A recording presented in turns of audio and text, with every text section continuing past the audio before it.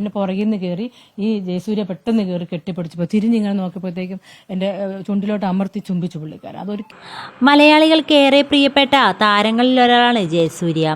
നന്മമരം എന്നാണ് ഇദ്ദേഹത്തെ ചില ആളുകൾ കളിയാക്കി വിളിക്കുന്നത്. എന്നാൽ അതിൽ ചെറിയൊരു കാര്യമില്ലാതില്ല. എപ്പോഴും നന്മയുടെ ഭാഗത്ത് നിൽക്കുന്ന ഒരാളായിട്ടാണ് ഇദ്ദേഹം അറിയപ്പെടുന്നത്. അടുത്തിടെ ഇദ്ദേഹം കർഷകർക്ക് വേണ്ടി സംസാരിച്ചത് വലിയ രീതിയിലുള്ള കയ്യടികൾ നേടിയിരുന്നു. ഇപ്പോൾ മലയാള സിനിമ ഇൻഡസ്ട്രിയിലെ ഓരോരുത്തർക്കെതിരെയായി ലൈംഗികാരോപണം വന്നുകൊണ്ടിരിക്കുകയാണ്. അക്കൂട്ടത്തിലേക്ക് ജയസൂര്യയും ചേർക്കപ്പെട്ടിരിക്കുകയാണ് ഇപ്പോൾ. ജയസൂര്യക്കെതിരെ കെട്ടിപ്പിടിക്കാൻ ആരോപണം ഉന്നയിച്ചുകൊണ്ട് 2 സഹോദരിമാരായിരുന്നു രംഗത്തെത്തിയത്. ഒരാൾക്ക് ദുരനുഭവം ഉണ്ടായത് 2009 വർഷത്തിലാണ്. മറ്റൊരാൾക്ക് ദുരനുഭവം ഉണ്ടായത് 2013 വർഷത്തിലായിരുന്നു.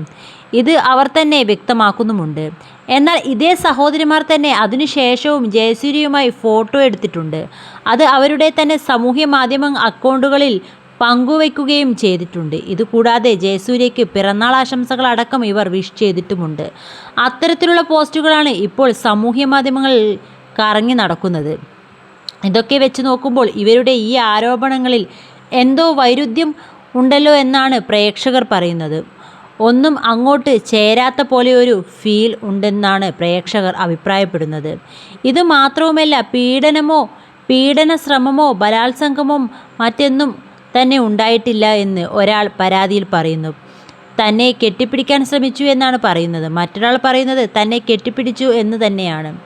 ഒന്നുകിൽ ജയസൂര്യയെ തകർക്കുവാൻ വേണ്ടി ഒരു വിഭാഗം ആളുകൾ കളിക്കുന്ന കളിയായിരിക്കാം, അല്ലെങ്കിൽ മനഃപൂർവ്വം ഇതൊരു വ്യാജ ആരോപണവുമായി തെളിയിച്ചുകൊണ്ട് മറ്റു ജെനുവിൻ ആയിട്ടുള്ള ആരോപണങ്ങളെയും തള്ളിക്കളയാനും വേണ്ടി സിനിമാക്കാർ തന്നെ കളിക്കുന്ന ഒരു പൊറോട്ട് നാടകമായിരിക്കുമെന്നാണ് പ്രേക്ഷകർ പറയുന്നത്.